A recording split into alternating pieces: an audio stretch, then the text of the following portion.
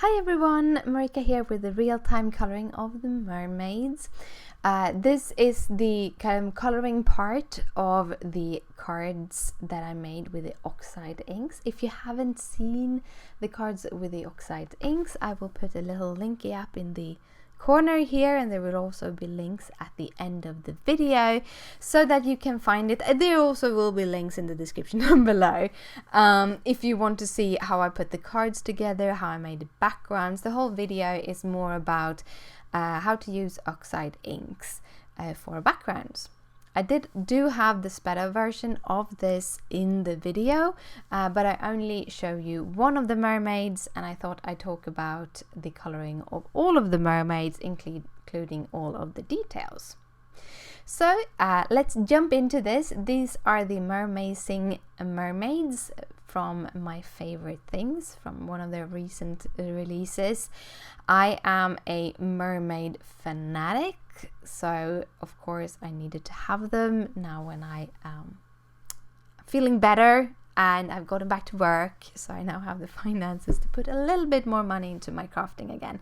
So the first thing I did was to run to Simons & Stamp and put in a little order with Oxide inks and these gorgeous mermaids.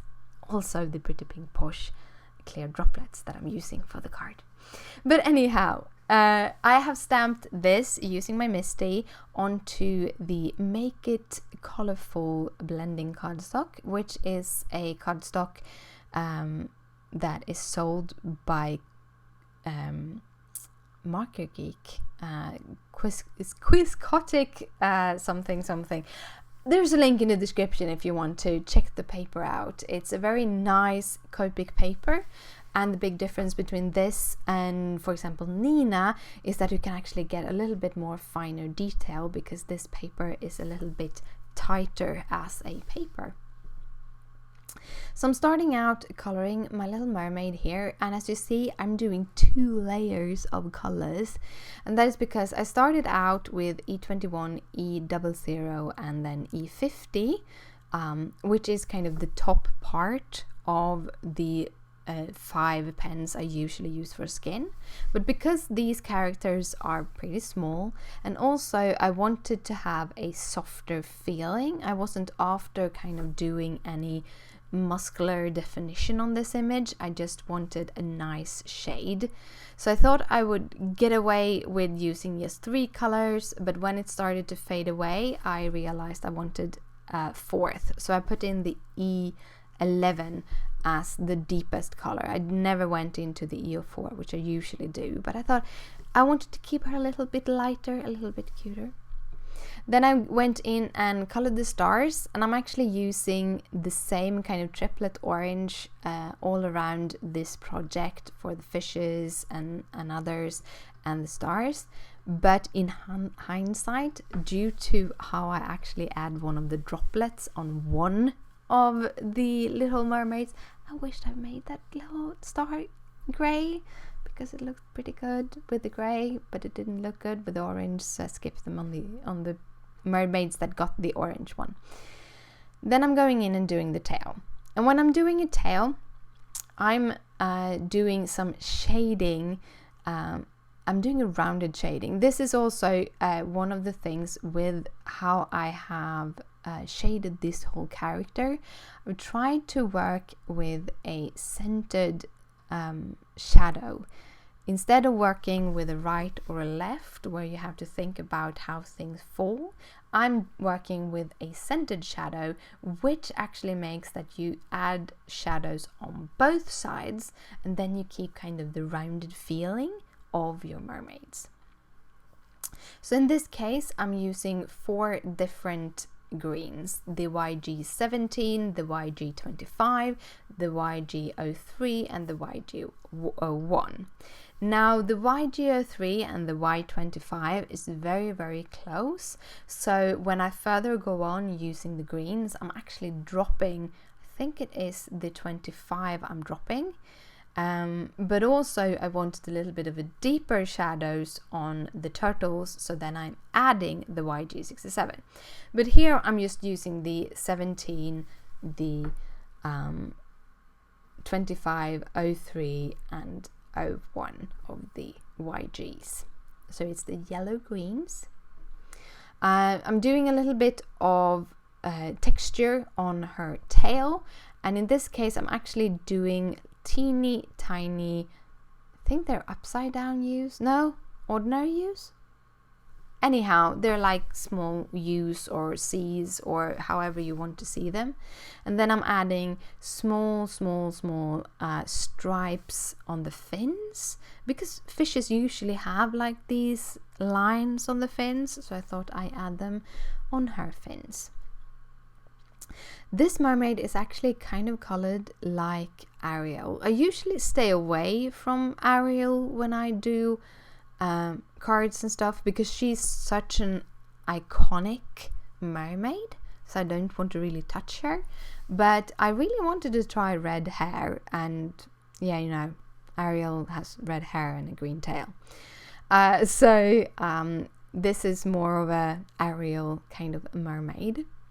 I'm using the white, the R26 as the deepest one, and then I just go upward. A little note, a lot of people say that reds are hard to color because if you layer too much, it starts bleeding on the sides, because red have a lot of pigment, and when you color with Copics, you kind of push the pigment into the paper. And depending on what kind of paper you use, I actually have these issues when I work on Nina, is that when I work with reds, I usually color not all the way up to the line. I leave a little white line, because after I have blended, it usually kind of seeps out to the line. So that's a tip. If you have an issue with reds and with the red seeping out of the line, try not color all the way out, and that can help. I have found with the Make It Color blending cardstock, it's actually a little bit less hard to do it working with the reds. But I have been really discovered that with this, that I have a tendency to actually go outside the lines nowadays. I haven't colored with Copics in a while, and now I have to practice again. When I do hair, as you see, I'm doing these kind of stripy things. And first did a layer where I went from dark to light, and then I do a layer where I go from light to dark. And the reason why I go from light to dark is because if I go from dark to light, the lighter pens will fade the lines that you get when you go from dark to light. So then I try to go from dark to when you go from light to dark. I'm probably messing with you, but the last layers I'm always go from the lightest to the darkest when I do hair. This is a very specific, this is when I do hair, because I want the lines to be there. I want it to look like hair. So then you take it from the lightest to the darkest, because the absolute darkest color would be the last layer, and that doesn't cover the whole hair. It's just doing some lines to kind of make it look like strands. Then we have a little rock, and I do have some tips when it comes to rock. First of all, make sure your pens are juicy. I need new refills. I so badly need new grey refills. I'm waiting for a order to pass from a store. I did an order that the product was not in stock, and it seems like they're having a little bit harder time to getting it in. But as soon as that is cleared, I'm gonna go and get it, because I've asked for it as a pickup. And when I do that, I'm going to pick up some grey refills also, so that I can start blending, because I think most of my greys are starting to run out now. I think the only refills I have is warm greys. So I need to refill my toners, my neutrals, and yeah, all of them, because I colored so much, so they're running out. But when you have very juicy markers, the colors will blend much easily. So therefore, that is why you want to have juicy markers. I know that Rhea from Passion Paper Creations, she has a really good tutorial where she talks about weight of pens, so you can weigh your pens to know if you need to refill them or not, which I kind of like, and also know how much you need to refill them to get them really juicy and good to work with. Yeah, and as you see, when I do the shading, I'm just doing like little dark triangles just to build up a dimension for that rock to make it kind of look all bumpy. For the fishes, these are like Nemo fishes, and I have no clue if I'm doing the striping right or not. I'm actually doing it inverted on the other two fishes that I did, which is kind of fun. And then I'm just doing the blending with the toner grays for the kind of white parts that didn't end up being white. Blend them in the middle. And the last thing I'm doing, and this is much easier to do with like grays or very light colors, but I'm going in with a colorless blender at the edge, and that will kind of make that highlight pop a little, and that will also give the fish a little bit more of a shine. So now I'm starting with the oranges. These are the oranges that I'm also used for the star. So I'm using YR21 as the lightest color on these little fishes, and then I'm adding the lightest color where I want the darkest color to be, just to kind of figure out if this is how I want to shade the fish. Then I have my absolute darkest color, which is the YR7, which is a very potent orange. It's a very, very potent orange. I think I could have gone in with like the 04 and still have got a very similar effect. So that's also an idea. Also, if you don't have the colors I'm using, try out if you have another yellow or orange, or try it out with the combination and see if it works.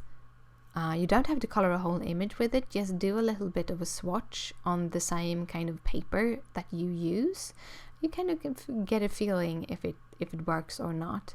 If you have the hexagonal chart that Sandy Alnock has gotten out, that is really, really good, because she have placed the colors kind of next to each other, the ones that are similar. So then you might see that, oh, I have the color that is next here, so I can probably use that for blending instead.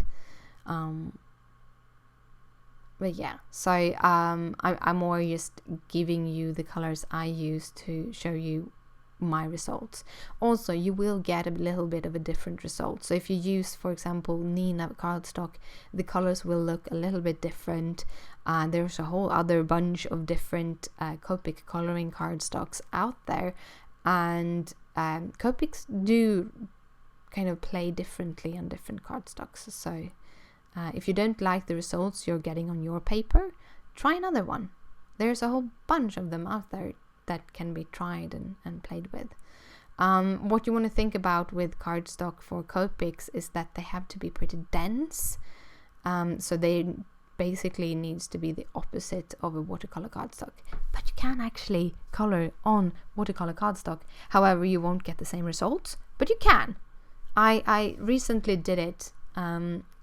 Hopefully it will become an upcoming video, and it was a lot of fun.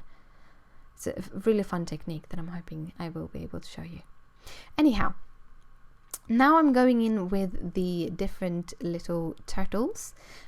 These going in with the same greens as the tail on my little mermaid over there. I've chosen to go in with about the same colors, or at least one or two of the same colors in the mermaids as in the fishes and details. And this is because I want to keep kind of a singular color scheme, even though these are going to be 4 separate cards in the end.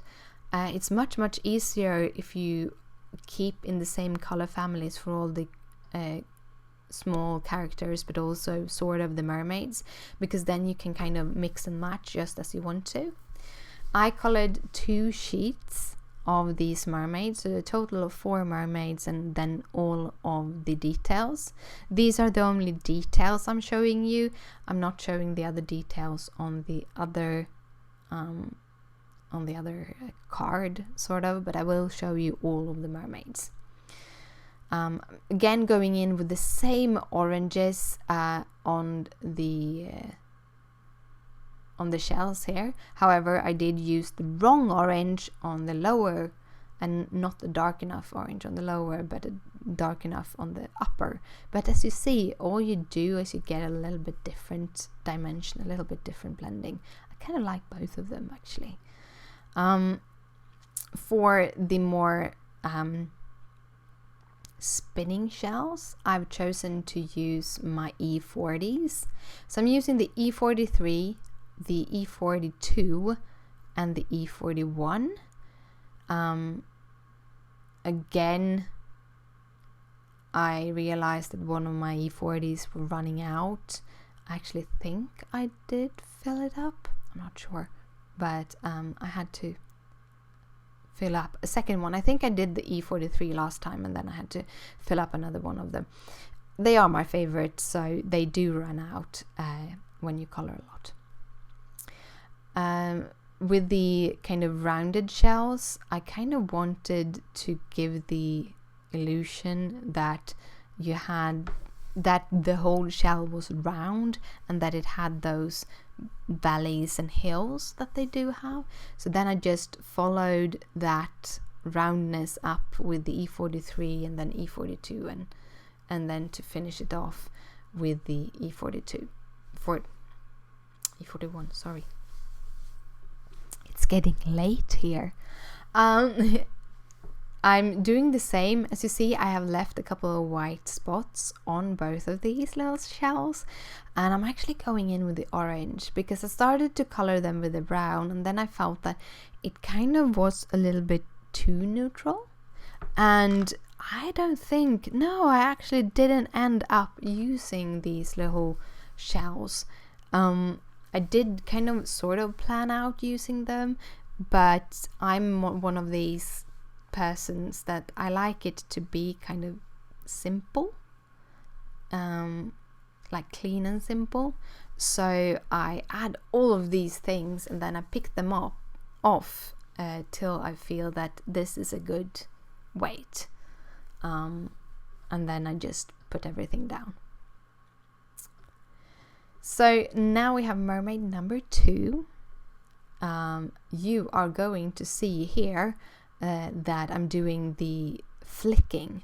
So when I'm doing the flicking motion, because this is what I do, I'm doing the flicking motion for the Copic hair, or the hair with the Copics. I'm using the E49. I know that the lid isn't up. I have it in my hand. It's a bad habit of mine. This is how I color when I'm not recording. I put the cap in my hand and then I color, and then I put the cap on again. I think it has something with humidity to do, but my Copics have a tendency to dry. The nib starts to get tacky if I leave the caps off too long, and therefore I only uncap one pen at a time. But yeah, so I use the E49. I'm doing the flicking motion, and when I'm doing the flicking motion, I keeping my pen, as you can see, I'm keeping it very, very straight up, vertical. That's probably the word, vertical.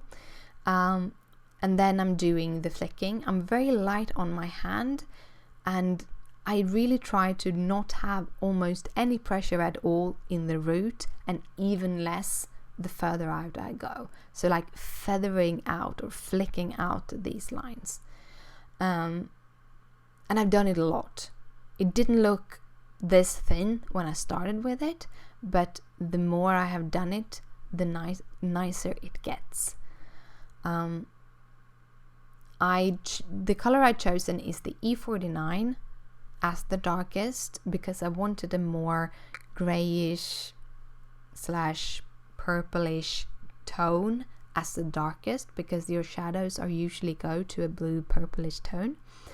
And then I use the E59 and the E57, but I really don't like the E55 as the highlight for this, because I wanted to have a more yellowish highlight, so I chose the E34. And I really liked how the kind of tone turned out. For the tail, I'm doing a kind of pinkish red tone. I'm using the same colors I used for the hair, almost. I don't think I think I just didn't use the R29, just used the R05, R02 and R00. So I just try to use lighter colors. However, this is something you will see. These colors doesn't blend that good. The R02 and the R05 is very far apart in the amount of pigment they have. Often you can go and use the 5 and the 2 and mix them, but in this case it is a little bit too tight. So what I have done is that I've gone in with first the R05 and done small dots, and then I go in with the R14, which is a little bit lighter, and doing dots. So I kind of hide where the pens didn't blend that well, so I'm going in and doing dots instead, and that it hides it and also gives a little bit more dimension to her tail. So that's a tip. If you don't get your colors to blend perfectly, try to texture it. It works. So you can always I would have textured her tail anyhow, but here it was a really good way. And here I put the extra pen in that I didn't have in the blending, just so that I would get a little bit more texture, because I didn't wanted to go out too far with the R05 because it's kind of dark.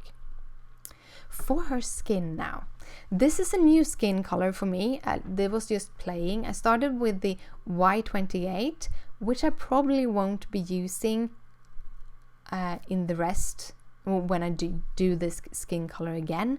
I wasn't fully feeling it. Then I went in with the E44 as the darkest, the E55 as the mid-tone, and then I wanted again to, in this case, I wanted to get a little bit of a red tone. I wanted to have the red, because if you look at your skin, you will see that you have a red tone coming up out of your skin called subsurface scattering, if we're going to talk about artsy terms. So I used the E34 to kind of get that pinkish tone to pop. Then I'm going in with the R32 and R30 for the cheeks on the red-haired mermaid, and then I think I used E32, and then I realized that the E32 actually lightens up the skin and makes it blotchy. So then I took the R14, and then on top of the R14 I'm doing a lot of dabbing motions to kind of push a little bit of that redness into the paper so it doesn't be that red. And then I go in with the shade E44, E57, 55, sorry, and then E34 to kind of just heighten up those colors or hide the red a little bit, but you still get that R14 in the bottom that really makes her cheeks sort of red. So now I'm going in with the third mermaid, and I'm doing her in the same shade as the previous mermaid, but due to one, I'm not doing the double layer of color in her face, and also because I didn't use the Y28 as one of the darkest shades, she actually turns out being about a shade lighter than the other character. But they still have the same kind of olive undertone, so it's more like a dark olive tone. I really like this tone. I think I want to use it more and more. It was not too hard to blend either. Sometimes when you come up with skin tones or blending families, they can be a little bit harder to blend. But this one, with going over with the E34 at the top, it just kind of mixed together, and yeah, I liked it. I really like this tone. Do need to find one darker shade, I think, to build if I want to make bigger characters and kind of build up that shade a little bit more in bigger or more detailed characters. Here I actually switched to the E15 instead of the R14, and as you see, it gives her much better rosy cheeks that is a little bit more closer to the skin itself.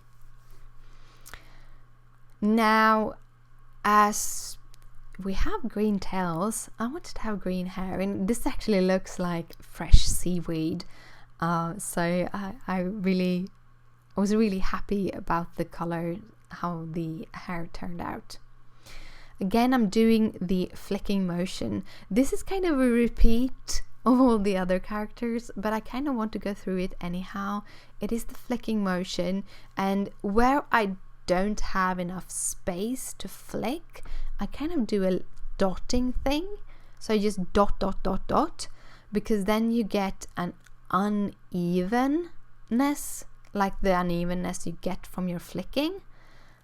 I kind of like it. It makes it looks more like hair than if you just did a solid line, because just solid line would kind of just look like you're shading it, but with the dotting technique it actually looks like you have the strands there. And I actually think I only went over once with this hair. I didn't feel I needed to add more detail, and I went very carefully with the YG01, especially on the top of her hair, so then you didn't lose that much of the flicking texture that you got out. Now for her tail, I went with a pretty dark blue. I don't remember where this specific blue color scheme come from. I had one in my mind from, I think, a previous design or something like that. So I really wanted to have her tail in this specific colors. So I'm using B39 as the darkest shade, and then B37, mid-tone, B06 as the kind of mid-light, and then I'm using B04, I think, as the lightest. So it's still a pretty bright and strong color, even though B12 was the lightest. B12 is the lightest. B12 is actually one of those I really like. There's just one problem with it, and that doesn't blend perfectly with the B06. You have to work on it, and I still didn't get a perfect blend. And again, the dotting technique and got to my rescue. So I'm going in with the B37 as my darkest color. I didn't want to overwhelm her with the B39. I just wanted a little bit of details. And then I'm going in with the B06 for a little bit more dotting details, kind of where the B06 and B12 meet. And for the last part, I'm going in with the B12 in the B12 area. And as long as the tail isn't wet, or the area you are doing the dotting technique isn't wet, then you can actually get a lot of texture. If you just recently blended it and it's still kind of wet to the touch, the dots will kind of seep in a little bit more, and you might not get as much layering effects as if you would do it on a dry surface. So that's also a tip. Depending on if it's dry or wet, you will get different effects. So the last little mermaid, and I'm doing her very, very light, and I didn't even give her any pink cheeks this time. And I'm forgetting her tummy, starting her hair, remembering her tummy. Yeah, she did get pink cheeks, but I only went in with very, very slight pink cheeks. Very, very, very lightly. And also her skin was actually wet when I did it, and therefore the rose actually blended a little bit better. Again, this keeping the area you work with, if you keep it wet, you will get very nice blending. If you try to jump between parts, so you let them dry in between, then you can get a lot of details, like with the hair. When you're doing the strands, I'm doing the whole hair because I don't want them to blend out too much. So I'm mirroring the tail into her hair this time. So I'm taking the blue from the previous mermaid's tail into the hair of this mermaid. So I'm making her very light, and I wanted her to have a light color with a dark hair, and then I had a lot of fun playing with the tail, and we're coming to that in just a minute. Again, doing the flicking, you have seen it. This is one of my kind of go-to techniques when it's to hair, especially when it is straight hair. And that is doing a flicking, giving it kind of a shine light where I flick in the colors so that you can get this tone in it. And I always color my highlights with a lighter color, except for when I do platinum blonde hair. Then I actually leaves the white. But then my lightest is the E40, so it's almost white also. So her tail, I'm starting off by coloring the whole thing with B12, and then I'm shading it in gray. This was a lot of fun. I'm using continued using the toner gray, so it's the same grays that I'm using for the rock and such in the rest of the images. Then I'm blending that out with a T2, so it's again T4, then T2, then T0. Just trying to get a good blend, not thinking about the blue really, not bothering about the blue, but I'm leaving a little bit of light with the T0, and then I'm going over again with the B21. So it's the B21, not the B12. Sorry about that again. But you can read, which I apparently can't. But I'm going in with the B21 and covering it all to give this kind of bluish tint. And then I'm going in with the T4 and making small shapes, just small U shapes all over her bum, and then stripes on her tails, and then I'm going in and doing all of these little U shapes down her tail also with the T2. This is where I color the little star gray with the same toners, and that is the coloring done. I hope you liked it. If you do, please thumbs it up. If you have any questions, just comment down below, and here are some more mermaid videos. Thank you so much for watching, and I'll see you later. Bye.